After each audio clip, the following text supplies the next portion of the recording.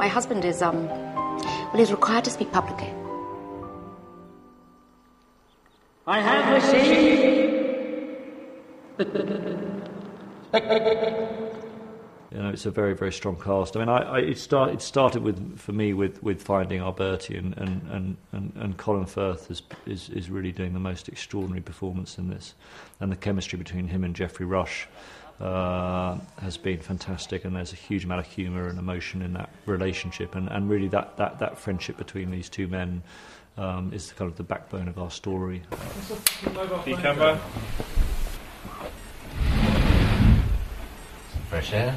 If you have a stammer, and I've heard this, our writer was telling us, David Seidler, who did overcome a stammer, it's very present in your mind all the time. It doesn't matter what else is at stake. That is all you're thinking about. You'll change what you say. You'll change what you order in a restaurant.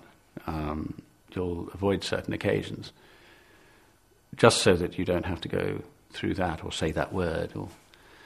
And this man was looking at a career of having to do it all the time, by the nature of his job description. He was in that interval where it had to be live, and it had to be as good as he could make it. And the country was being led into a war, in which he did have a very significant symbolic function, which is all to do with speaking. And he also was facing adversaries who were probably about the best in the business, really. I mean, in terms of rhetoric and delivery, Hitler and Mussolini were probably about as good as it gets. Forget everything else and just say it to me.